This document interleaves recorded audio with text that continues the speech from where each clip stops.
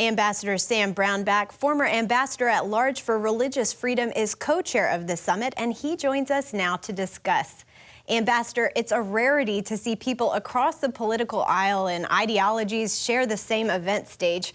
What is it about this event that brings together people from Nancy Pelosi and Mike Pompeo to the Ukrainian ambassador and the chief rabbi of Moscow?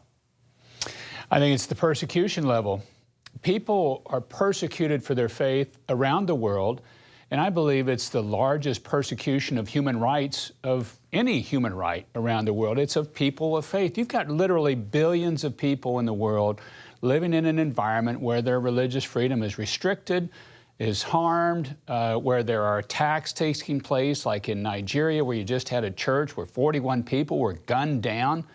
I think it's just the pervasiveness of the persecution, along with the pervasiveness of faith. 80% of the world's population believes in something beyond themselves. They have a faith that operates in their lives, and the combination of those two draws people together to stand for people that are persecuted.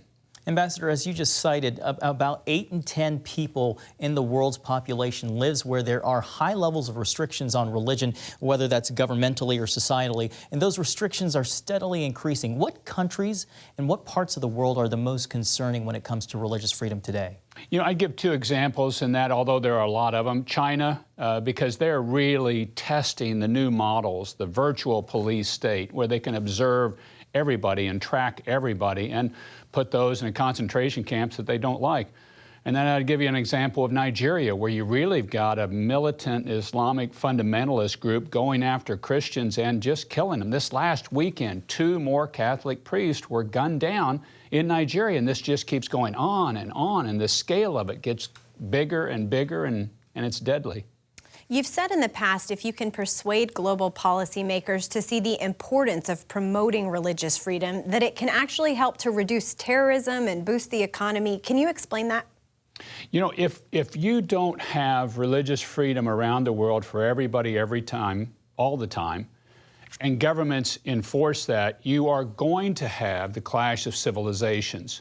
You're going to see more Burmas, where you've got a Buddhist majority kicking out a Muslim minority. You're going to see more situations like in China of what's taking place with the Uyghurs and the Chinese atheistic government trying to put down a religious group. You're going to see more battling in Africa between Muslims and really fundamentalist militant Muslims and Christians.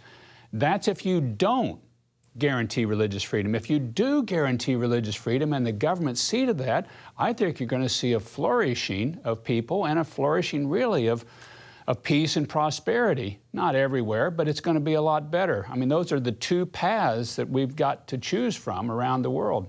Ambassador, the United States has been raising this issue for generations. How much of a difference is it making if advocacy, diplomacy, legislation don't seem to be changing the behavior of those in power in countries of concern? And we only have about a minute left. You know, I've thought that myself. I thought, well, maybe we've just failed. But we haven't. You can go to places, and I just talked to a gentleman today saying, if you guys hadn't been pushing for this, we would have a lot more people dead in our country, because the government there would have gone ahead and killed them or arrested a bunch of them. So I think we've been successful. I just think the level of persecution that governments have done and societies have has increased substantially.